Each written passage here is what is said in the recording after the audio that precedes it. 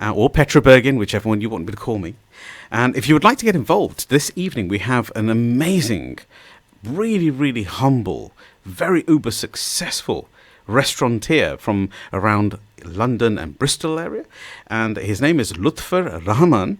And I would just love to say that basically I've had a few pre-conversations with him now. If you can see him in the radio, on the camera, you'll notice that he's a really humble individual. But I've had the good fortune of thank you, Michelle. I know you're there, and I know you're in the video, so I thought a quick say hello. Michelle is our truly, truly aspiring manager who looks after us, all of us radio jockeys. So if you'd like to get involved with myself this evening on the Empower Hours show, please text in on 07745 278 978. I repeat, 07745 278 978. And logically, if this is a repeat or a video or a playback that you're listening to, please remember that obviously we won't be live and you won't be able to record in, so please keep in touch. Right. It's been quite a beautiful journey. Now, I've not been talking much about it, but I had the most tremendous journey. Just only last month, we went abroad and we went to Pakistan, of all places. I travelled around Pakistan, went round Kartarpur Sahib, went past Hasan Abdal with Panja Sahib, went to Islamabad, went to Lahore. Oh, goodness me, went to Sialkot, we went to Daska. We had the most amazing time. And I just wanted to share some thoughts very, very quickly for about a minute with our audience this evening. You know, you're listening, you're around the world, because we cater for everybody around the world, and our watching, our audience comes from as far as across as Australia, all the way through to South Americas and North America, and also the Central Africas and Europe as well, and obviously the Asia, South Asian environment as well. So I just wanted to share, if anybody hasn't been to Pakistan, and I mean sincerely, if you've not been to Pakistan, go to Pakistan. It is one of the heartwarming environments. The respect that is given out there is tremendous. The security, the safety. Please don't listen to all the propaganda within the news. It's just a stunning place, beautifully kept, and the love and attention specifically to the Sikhs that are given. From my heart, I can say thank you on behalf of all of my family, the Wahiwala family. It was a beautiful journey, and we are even contemplating an annual journey to Kartarpur Sahib and places of that sort of nature for us as Sikhs. So this evening I'd like to just introduce very, very, very quietly, because he's such a warm, humble individual. His name is Luthfur Rahman. To be honest with yourself, if you ask him what he's been up to in his life, he'll probably turn around and just give you a couple of low-hanging fruits of conversation. But the reality of life is he's been instrumental in the fabric of the British Isles and the law societies and law structures. He is a serial entrepreneur when it comes to restaurants. He's in his young years. This man is he's only about a year or so older than me, and as you know, I'm 21. He has run maybe 12, 13 plus restaurants and is not clawing back. He's opening new every single year. With God's blessings, and everybody who's listening to me tonight knows that I'm a God believer, and I do make references occasionally without too much of a apology. Please replace that word with the word universe if it does cause an issue, and I do not mean it in that context at all. So with God's blessings, he is an individual who is uber successful in creating what I classify the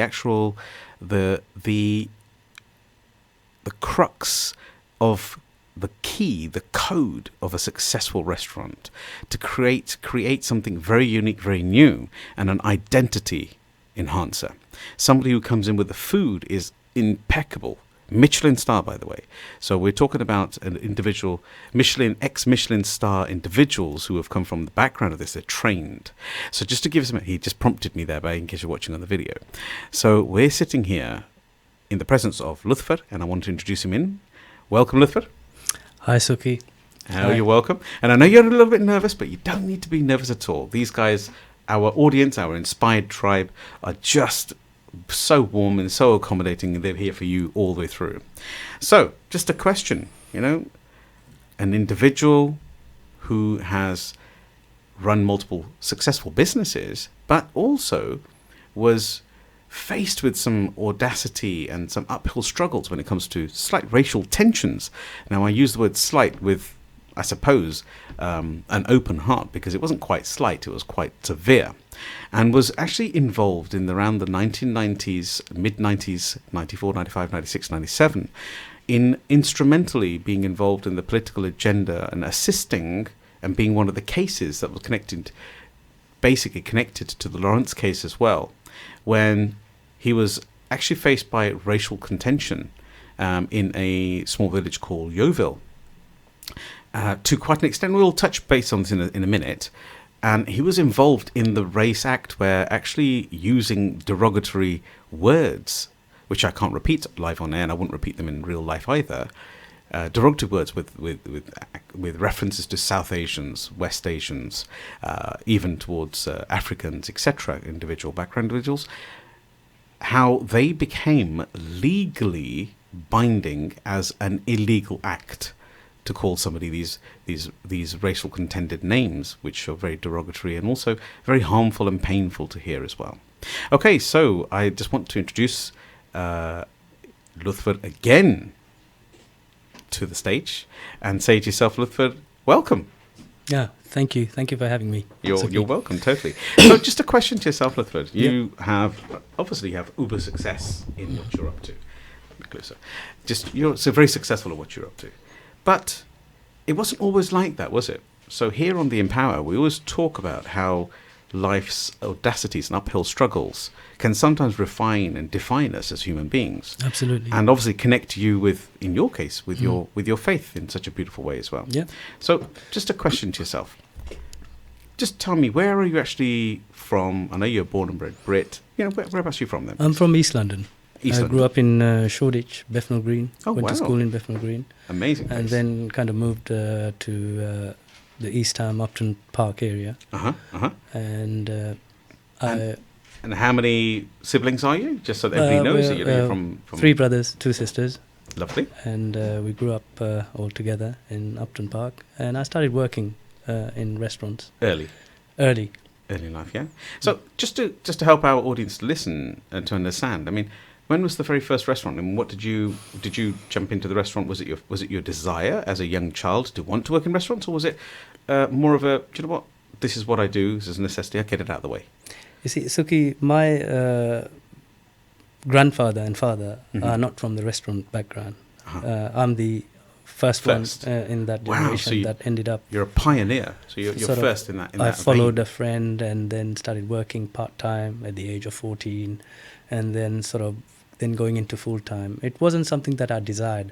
I loved it. I worked, and then what I found out was it wasn't my cup of tea to start with, because of the unsociable hours and leaving family and moving out. But it's something that I got used to. And then from then on, I started thinking, you know what, if I were to work in restaurants, then I have to open my own restaurant. And this is what the thought was from the early years. Now, I'm not sure whether the listeners are actually understanding. When I was younger, my father said to me, if somebody can employ you, you can employ them. And that was a core factor of my life and how I grew up as a Wahiwala here in Peterborough. That sounds very much similar to what you've just said there. You know, you're working for somebody within restaurants, and this does not mean that working for somebody is not a good thing. No. We're just openly saying that it was actually something that inspired you from within, right? That actually got you in a situation and said, do you know what? I think I can do this myself. Is that right? Yeah. So what were the first steps you took? Because obviously to get yourself into opening your own very first business, I mean, from being an employee, it's quite risky in some contents, but the one benefit that a lot of South Asians have is that we have a bit of background from the family, in the sense of that we're not necessarily the prime breadwinner. So if we have a little bit of risk, we can get away with it, right? Was it like that? It was like that. It was where I had to save money to open up somewhere, and then from there, then you think about finding a place and finding partners, friends. So what you're saying basically is that in order to save that capital in the first place, you worked damn hard. Damn hard, yeah. So you worked hard, you built it up, and you didn't spend it, I assume? No.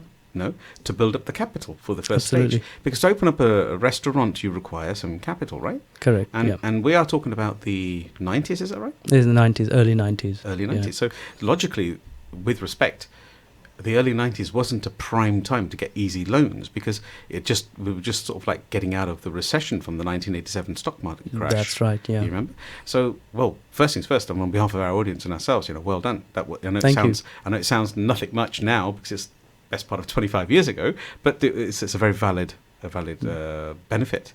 So then, what were the next steps? I mean, somebody here listening, we have a very, very young audience who listen to our programs and shows, which is really wonderful to hear. It's very heart-warming for ourselves.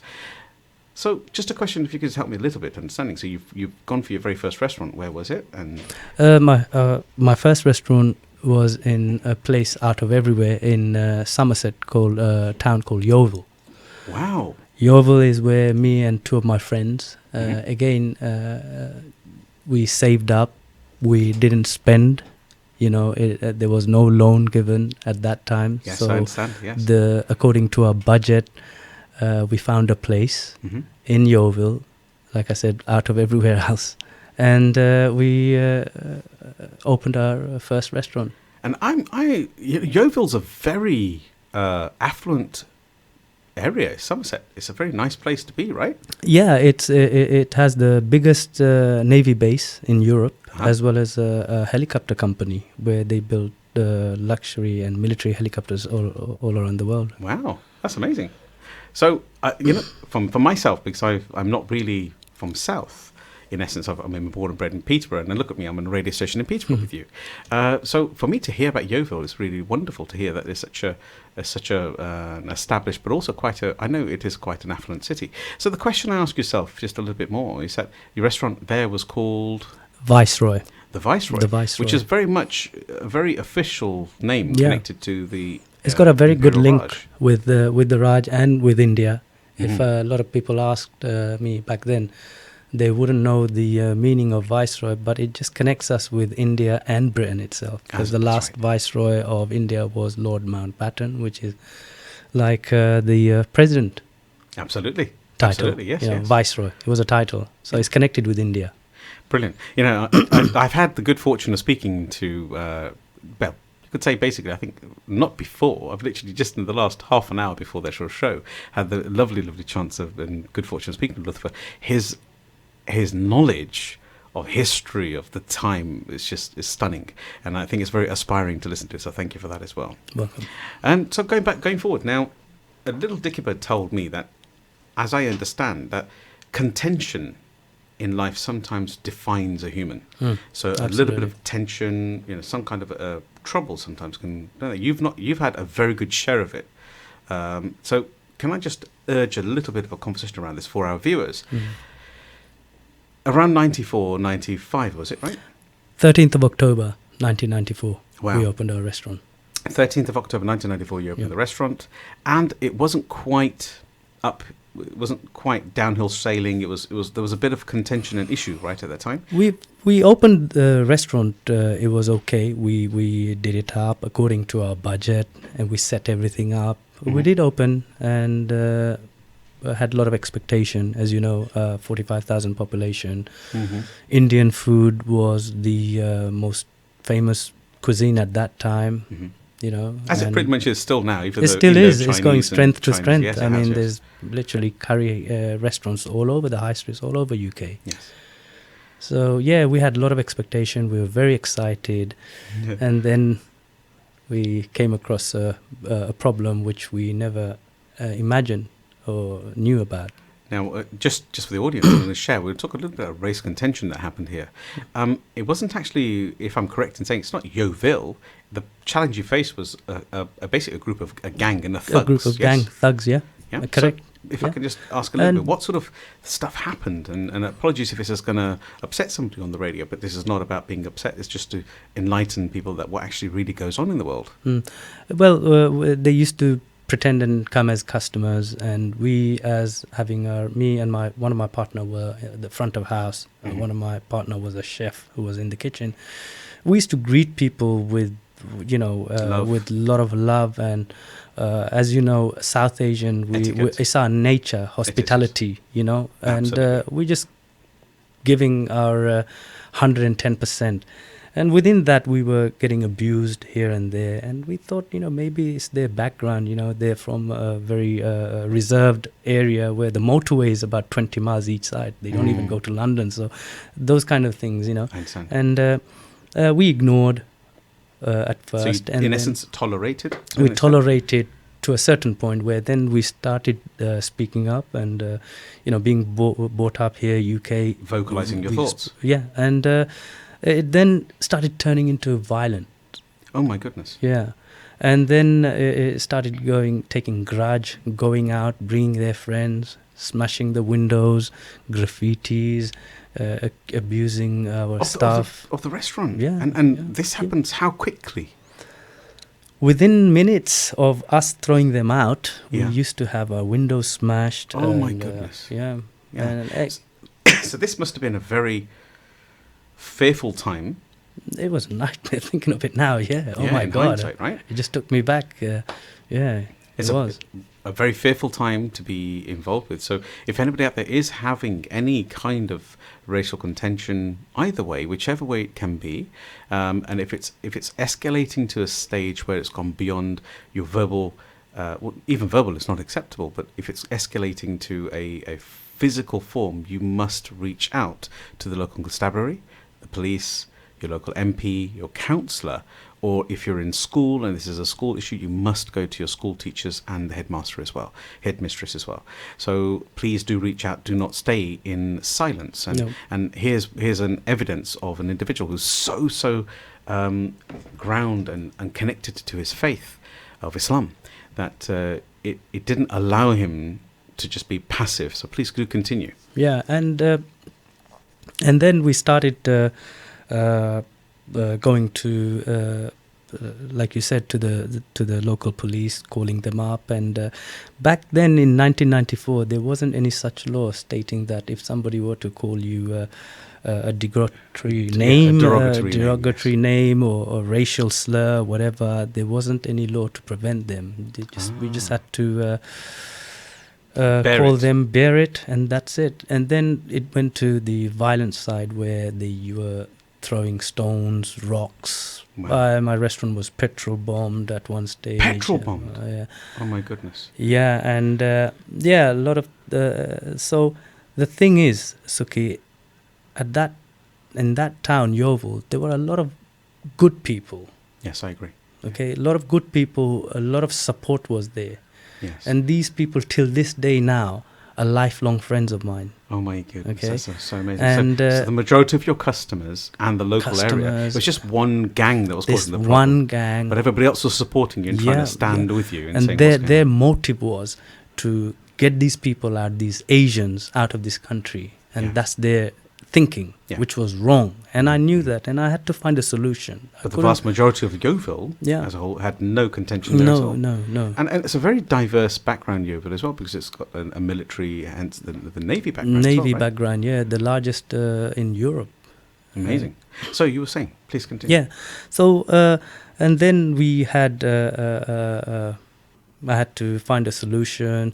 It gone to a point where it was continuing with the law back then.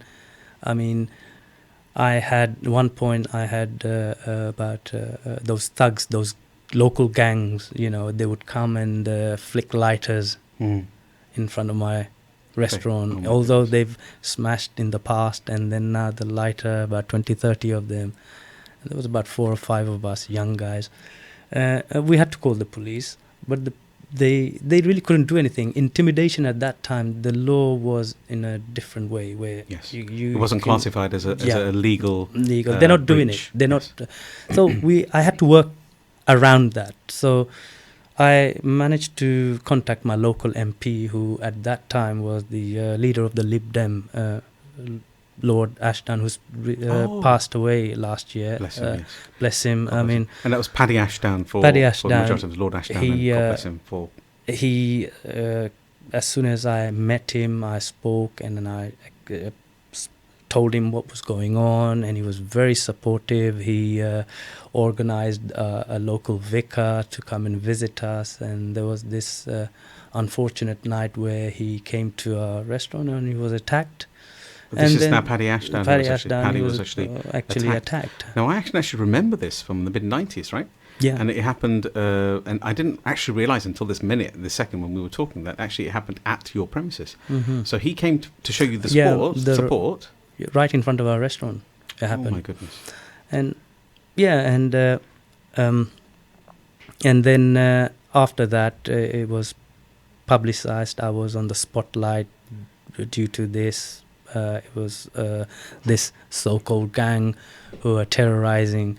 And the other thing was, Sukhi, I realized that they weren't just racist towards us. They were racist towards Northerners as well. Oh my goodness! And people outside of so basically, it was what we classify as an insular issue. Yeah. Where they wanted segregation of their land, and no matter whoever it was, whether it was northeast. So it's not just a race by colour; it was actually by nation, by location as well. But directly was because of our colour, because we were there as Asians. So and then he got a network of people around him to assist us for further attacks or further intimidation, where he himself had a lot of issues. His car was petrol bombed. His house was nearly petrol bombed, but the police, they caught them red-handed at that time.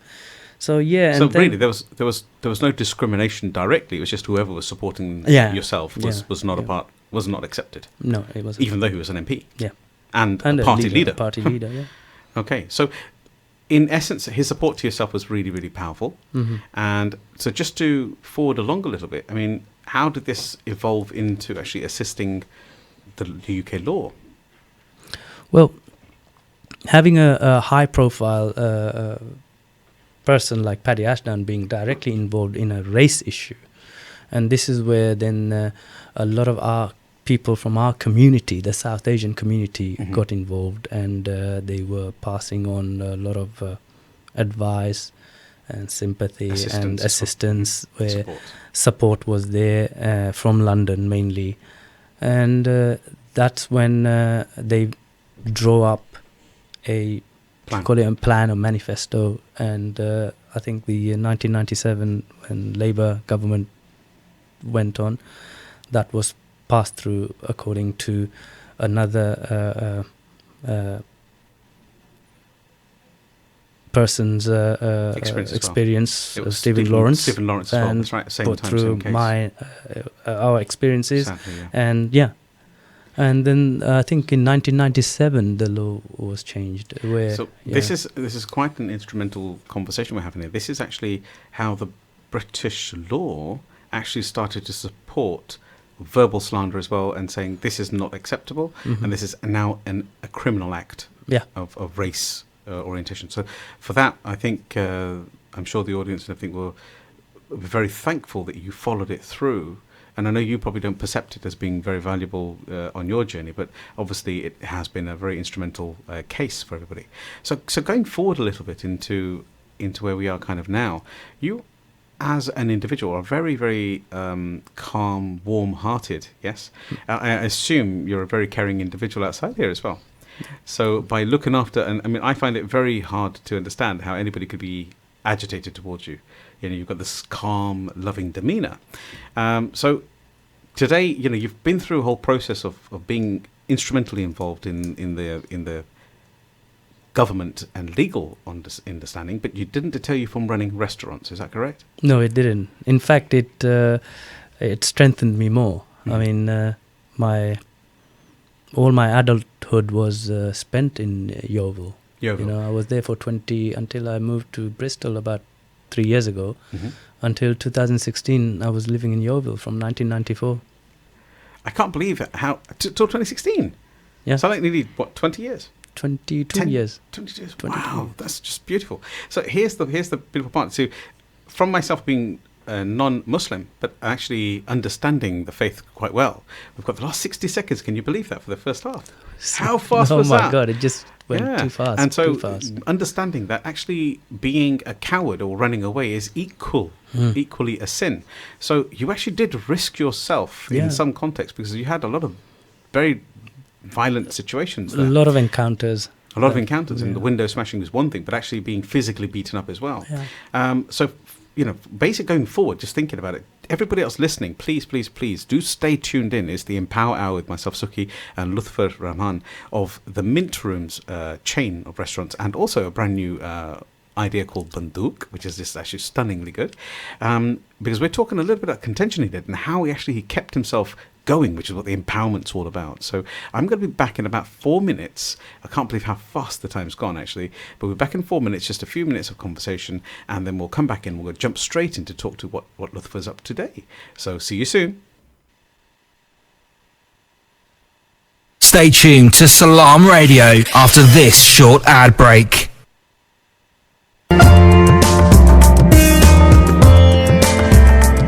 Where can you get high quality and low prices? Amar Food Store and Halal Meat in Lincoln Road, Triangle is the place to go. Pay us a visit and take advantage of our special offers and great range of products on groceries, vegetables, fruits and halal meat. Also send money to Pakistan absolutely free. We have all top brands at special offers, offer free customer parking and provide a free local delivery service. Amar Food Store and Halal Meat, 613B Lincoln Road, Peterborough. Call us on 01733 687 374. High in quality, low in prices. Al Murad Tiles. With over 70 stores nationwide, we are now open in Peterborough. Up to 50% discount offers now on. Largest selection of tiles. Full bathroom suites from only £189. Paint, LED lighting, laminate flooring from only £7.99. Over 1,000 designs of wallpaper in stock. We have everything you need. Come and visit us at 193 Fengate, Peterborough, PE1 5BH, or call us on 01733 34 58 47. Al Murad Tiles, now open.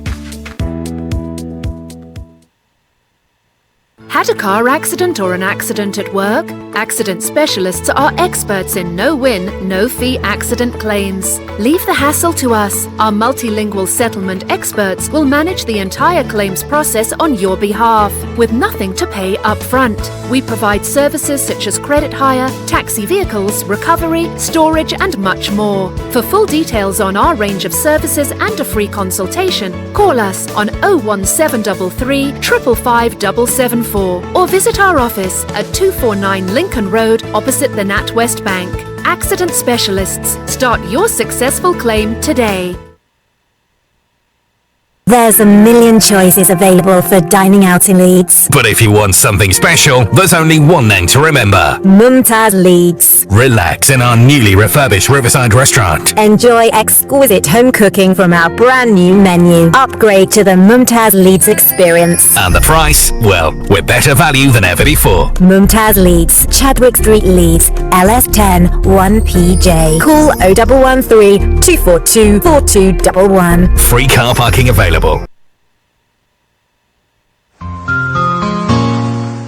अगर mood हो मुस्तनद और मायारी देसी खाने का तो आजमाएं Lincoln road पर देसी restaurant. दिन का आगाज देसी नाश्ते के साथ हलवा पूरी, चने, निहारी, पाए, पराठा और आमलेट। हर रोज सुबह 7 बजे से दिन 1 बजे तक। एक मजेदार और स्वादिष्ट लंच के लिए kebab, sandwich, tandoori dishes, balti dishes, biryani और बहुत कुछ। दिन 1 बजे से शाम 5 बजे तक हमारी खास डिशेस, देसी तवा या हमारी ताज़ा हांडी, 1 kg बेबी चिकन, लैम्प का गोश्त हड्डी के साथ। ऑर्डर पर तैयार कराएं। ईट इनसाइड, टेक वे के लिए फ्री डिलीवरी। पूरा मेन्यू देखने के लिए और ऑनलाइन ऑर्डर करने के लिए हमारी वेबसाइट पे जाएं desirestaurant.co.uk। 60 नशिस्तों की गुंजाइश के साथ और एक private function room, catering service भी दस्तयाब। डोंट फॉरगेट देसी restaurant, 298 Lincoln road, पीटरब्रो, PE1 2ND। Contact number 555795।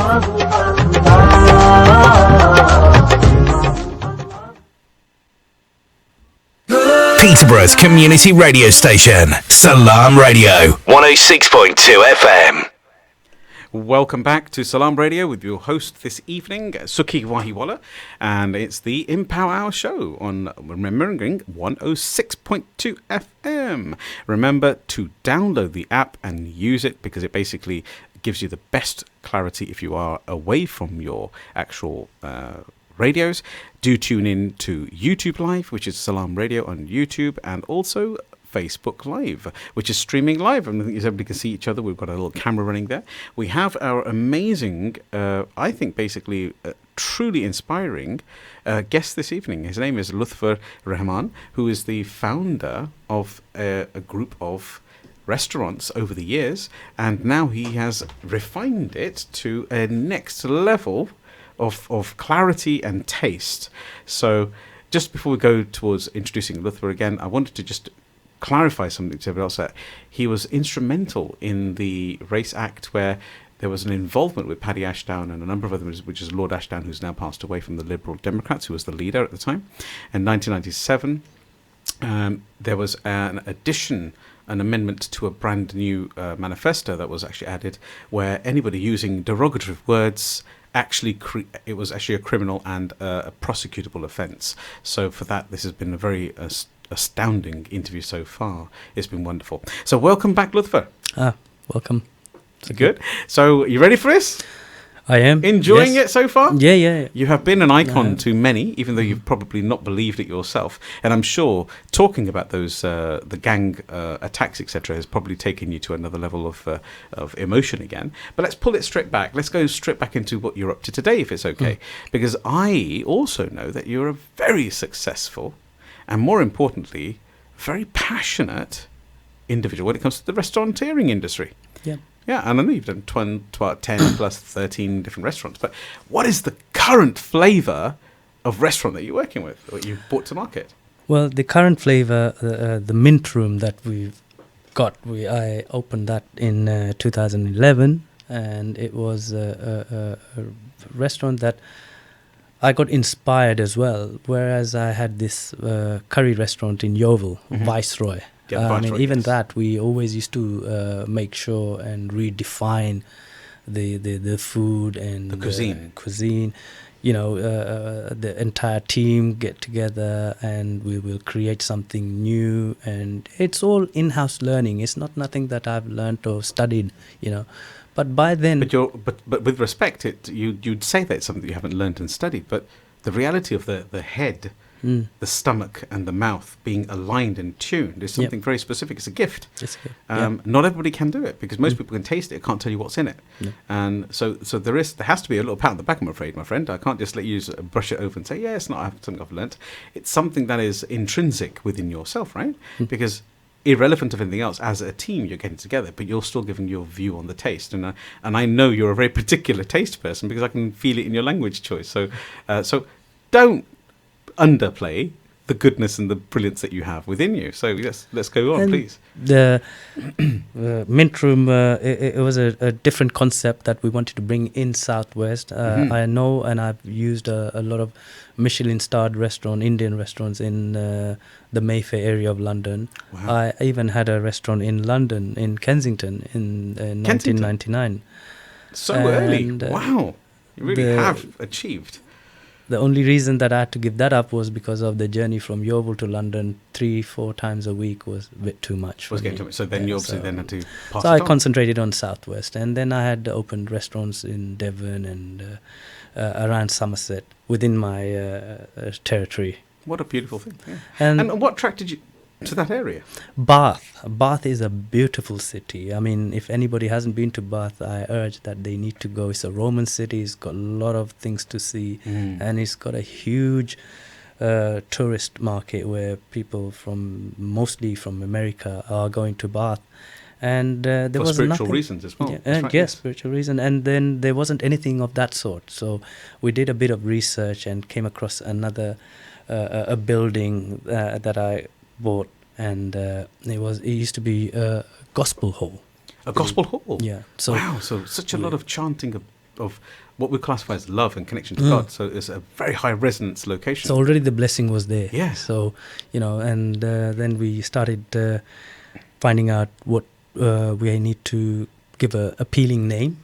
So it was like a room, a big room. So everybody then was talking about getting minted, Money-wise. Yes. And we just put two together, mint, room, and the rest is history. Yeah. And it's actually very classy in the sense, a very clean, tidy clarity, isn't it? Because somehow mint also inspires palate cleansing. Palate cleansing, yeah. Yeah, love it.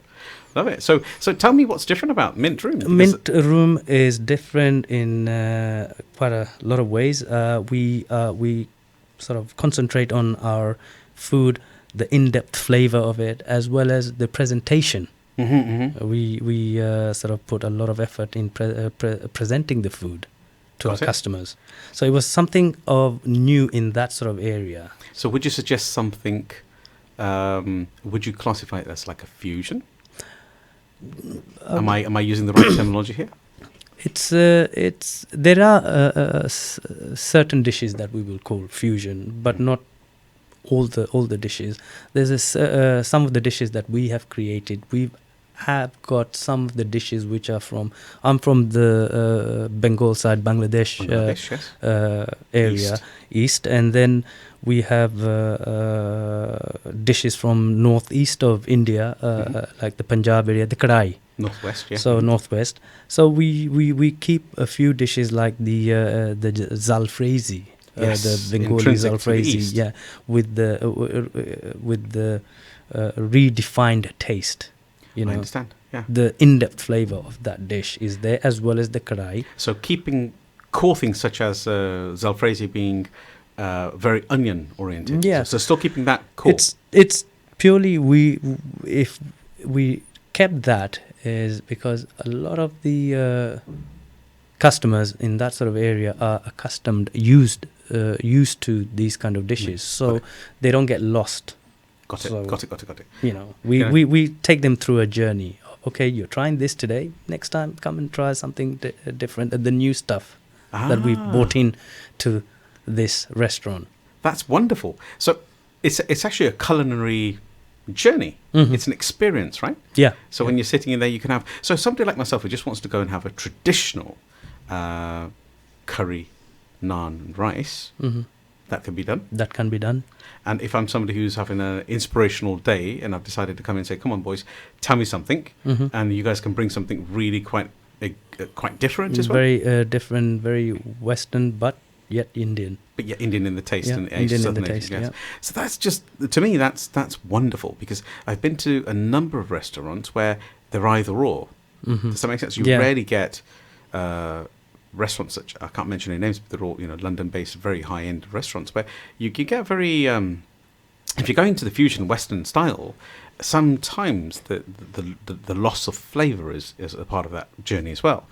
So it looks great, but it doesn't quite taste there. But now that you're telling me that in your organisations, in your restaurants, which you've got 2 mint rooms, haven't you? 2 mint rooms at the moment.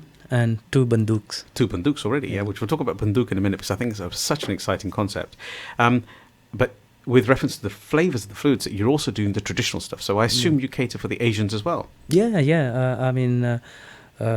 We cater for Asians. The reason is me being an Asian myself, I want Asian community to come. I want them to, because being an Indian restaurant or an Asian restaurant, if your own people are dining there, that proves something. That shows that, another Western customer would look and think, Asian customers are eating here. It must be good. Must be good. That's actually a known saying. It's so well said. This is where we put a lot of effort into our preparation of food, that it has to be authentic. So Correct. Authentic that our own people would come and eat and love it.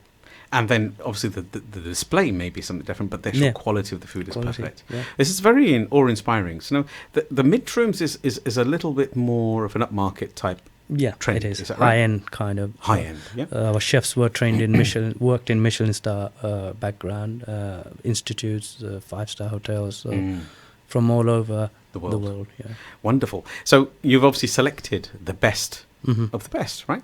To your things. And you've got 2 of them, haven't you? You've got one in Bath and one in Bristol. Bristol. Clifton, Bristol. Clifton, yeah, okay, just outside. Yes, got it. So Clifton, Bristol. So they're both very wonderful places, and obviously, if somebody wants to get involved and wants to come and savour the flavours, by all means, they can just click on to www.mintroom.co.uk. As simple as that, and just book your table.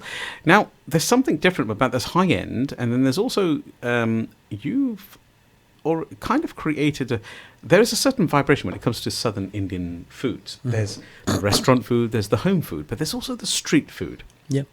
Now, in the street food, we're talking things like, I'm going to ask you to talk a bit more about it as well, but they're the fast, quick foods on the sides. You've created another concept called banduk, which is basically means shotgun, a gun, a rifle, whichever you want to call it, so rifle. So just to help us understand something with reference to that, Luthfur, what was the vision behind banduk? Because obviously you have two of them now as well. And where are they? Again, Bath and Bristol. They're based over there. It's a street food concept where we're trying to understand the high-end restaurant, where it takes a lot of labours, a lot of staff, where staff costing is a huge thing nowadays, to cut that down. Absolutely. And doing it in such a way that with a minimum amount of people that can work and showcase in front of the customers and have something, a small street food bites here and there within few minutes. It's been cooked in front of customers and then provided, where the customers don't have to feel that they have to serve or they're not being waited on. And it's like a fast way of eating quality food. Yeah. So instead of being, I suppose, something that's very, very specific here. So it's not your fast food, but it's food fast. Food fast, yeah.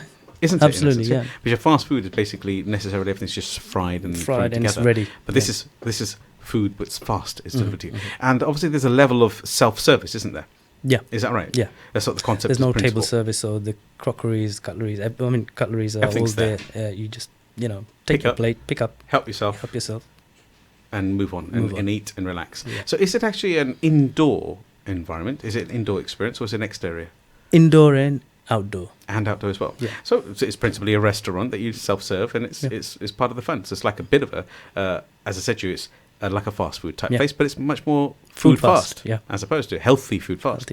So how have you found this uptake? I mean, has it been received well? It has. I mean, at first I was a bit skeptical about how it's going to go, but we worked around it, and we found it's very successful, and it works really well, especially with the different kind of cuisines are popping up every day nowadays. We got all sorts of cuisines. So this is a part of Indian food eatery in a different way. I love it. So just to help us understand, I mean, what differentiates a cuisine? For example, street food. Can you define, or just give us an example of what you classify as street food, just for our listeners who are listening from around the world? As opposed to like cooked food, you have curry. The restaurants, they have curries, all sorts of curries. But this is, as you know, I go to Bombay a lot, and this is where it inspired me when I was having food in Bombay, like the pav bhaji. Okay, and then we added a bit of South Indian, because I was going around eating South India, like masala dosa, but smaller ones, So a little bit modified. Modified South Indian, as well as street food from North India, East India as well. So that sounds to me like you've got a larger variety of the veg street foods as well, because that's predominantly what most street food is. Pani puri, which is basically golgappa, as we understand it, which is a water-filled tamarind based, with onions, raw onions, and it's really nice, and it's something new. I don't think it's just recently, within the last 6 years or 5-6 years, it's been popping up in London and Birmingham and other areas. So I'll be waiting to open one with you this end in Peterborough soon. Yeah, you never know. Inshallah. Inshallah, without a doubt. So a question then. So basically the kind of stuff that you're talking about is a fast food. So pav bhaji, basically pav is an original name for a bun. Bun. and it's the bun. So then you have bhaji, which is basically an onion and potato and tomato lentil base curry, which is very, very highly flavored and has a tremendous amount of butter in it. Is that correct? Yeah. And it's basically is gelled together and cooked, Yeah. and so it's like a mush. And then that's like quite a staple worker's diet because of the high calorie content in India in specific, and it's a very Maharashtra thing. Yep, putting water into my mouth. My mouth's all watering. It's going all wrong. I'm trying to describe this food. I'm saying, where is it now? I want some now. So this is a very successful concept, and so. Where are your visions going? I mean, if there was a message for anybody to be shared over here, because what I'm thinking in my head is that you've been through adversity, you've turned it around, you've stood by your ground with your ethics, with your religious background as well, of being a Muslim, and actually standing open and saying, well, actually, do you know what? If I'm going to be damaged in any way, then so be it. But I won't cowered away from the face here because my friends who are with me here in Yeovil are backing me. There's one gang that's causing a problem. So you've gone through this beautiful journey within yourself to give you the inner strength, the courage to move forward. And today you're standing being a proud owner of a group of restaurants, Banduk and Mint Rooms, both entertaining very different style of client base as well. And I'm sure you're finding a mix up there. But young children and people who have had kickbacks and knockbacks in their life, is there a message that you'd love to send them? Because this is what we do at the Empower Hour. We ask people, what is the message you'd give to them for them to re-engage themselves and take that next step back again and bring themselves back to strength? What I would say to them is just carry on what you believe and don't give up. I mean, there will be all sorts of obstacles coming your way. I had so much. My partners couldn't take it. They moved away, but I kept with my belief. And yes. I thought, you know what, if anything really extreme happens, then I'll let it be. But my belief, my principle is that I have told my family in London, and I came. And it wasn't all about the money. It was all about the principle, your belief that you're going to go away due to some idiots, that trying to ruin your, business, livelihood. Yeah. And that kept me going. And the excitement that I had of having my own business, wow. The adrenaline rush that I had, that overtook those problems. But I kept on going. And what I will say to youngsters who would want to do business, especially restaurant, it's not easy, and but the rewards are high if you can succeed, and both emotionally and financially. And if you love food and if you like socializing, it's food is a social thing now. People, so. And it unites people as well. It brings communities together. That's beautifully said. Beautifully said. It brings community, and when you eat food, it goes through your mouth. But when you like the food, when it hits your taste bud, it goes right in your heart. Right into the heart. And that's how I made so many friends, and I love it when I entertain my customers, and when they say how nice the food was, how beautiful, they keep on going on and on and on, and that's the thrill. It's creating that beautiful memory, isn't it? And knowing that you're serving, because it's very core to all faiths to feed people, and that's the core, which you said. What we would say is convivial. It's the environment that actually connects people, it unites people. Is that right? That's correct. We used to do a lot of charity. I think every year we used to do 3-4 charities. We still do charity nights where we bring in the local communities with the Rotary Club, with the local rugby team, the football team, and we just give away, and let people sample the food, and it brings different communities together. It unifies everybody. And this is such a beautiful conversation. I mean, this evening there's actually an event at the Bombay Brasserie. Old Ronnie Chowdhury, who's a very close friend of mine here, also from Bengali background and things. And he's one of the most successful restaurateurs here in Peterborough as well. And this evening there is an evening event there with some contention parties. And so what a lovely way of seeing the world, of keeping people together through food and love and attention. So what is your take on preparation? It's a very simple conversation, but preparing the food with a sense of awareness of what you're doing, like consciousness in there. You know, when we were brought up with Asian families, right? So, and I think it's wrong for me to say just Asian families. Any families who've got some kind of, in Urdu and in the Islam, we would say ikhlaq. So you would say putting the prayer into what you're doing, yeah? I really understand that your team and you understand that truly, because it's about that love element. So how do you ensure that this kind of love is portrayed and translated into what you're feeding people? You see, Sukhi, I'm not a chef, but I have a team, a kitchen team consisting of several chefs. And what we do is we always connect. We always speak about the food. Wow.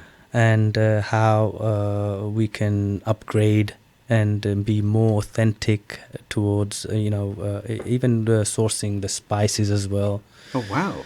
So you're going down to as the freshness of the spice. Yeah, I mean, if I go to India, sometimes I'll try and bring grade A kind of spices with me, and hand ground. Yeah, and give it to my chefs and say, hey, why don't you try this and then create? And they'll be all buzzing and saying, oh, boss, you know what, this is better than the other. So things like that. I'm always engaging with my staff. The evolution of the sound of the taste.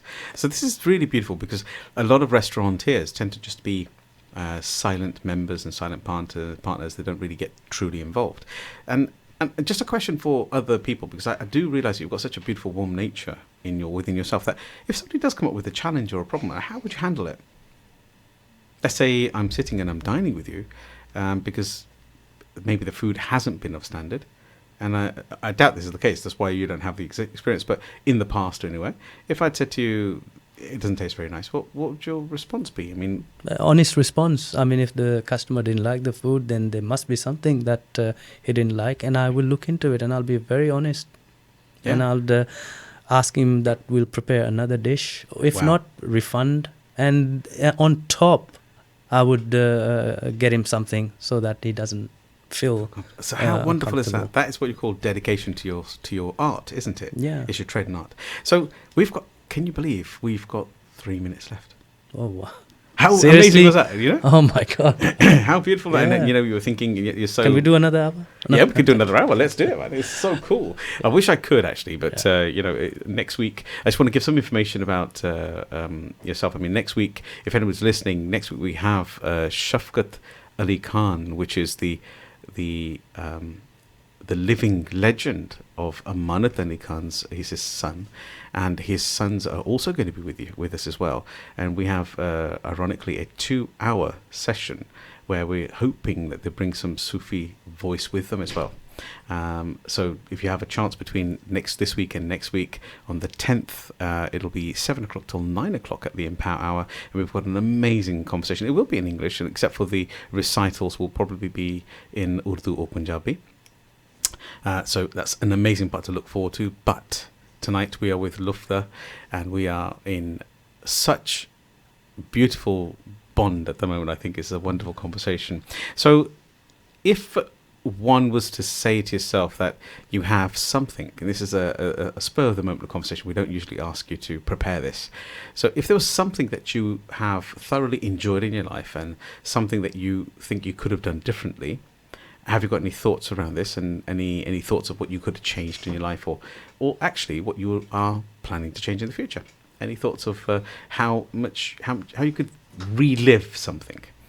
What was the most amazing part of your journey that you feel really excited about? As also, including like delivering assistance, even though you stood your ground and gave you that confidence and strength in that racial contention. But would you do anything differently in your life? You mean if the tension wasn't there, or anything in business? I mean, in business, as you know, Sukhi, I love food. I'm very passionate about food, and I want to continue. I would want to open a restaurant in London. I'm thinking of venturing out to London, back to my hometown. Yeah, and I love it, and it gives me a lot of pleasure. I'm busy. Yeah, and do you have any sort of like family members that work with you as well? I have only my brother who's running restaurants with me, and we got managers who are running it. Wonderful. And so I would humbly accept an invitation. Anytime. Just let me know. You don't let me know. You just tell me you're there. I'll be there. Oh, we've got Michelle as well, by the way, in the background. And me. As well as and me. you. Yeah, Oh, she's saying and me. Yep. She's got a thumbs up there, so if you can see us in the video, we're having a bit of a fun here. This is what this is about. It's about the reality of life. Do you know, I'd love to have you back here again, because there's such a beautiful vibration of conversation, and the work that you've inadvertently done for the communities as a whole, and actually being part of the manifesto of change with racial contention and wording, has been really, really humbling to be a part of as well. So Luthfur, I would love to invite you once again, in the new year sometime, with God's blessings. And any last words you'd like to share with anybody? Very simple, short and sharp, that I've been taught all this journey is one word: winners never quit and quitters never win. Oh, I love that one. That deserves a bit of a round of applause. And I'll tell you now, it's wonderful. Thank you very much for being here this evening. It has been a pleasure to have you on the Empower Hour with myself. And I'll see you all next week at the Empower Hour. Stay tuned to Salam Radio after this short ad break. The Masjid is a center of spirituality, education, and a social hub for the community.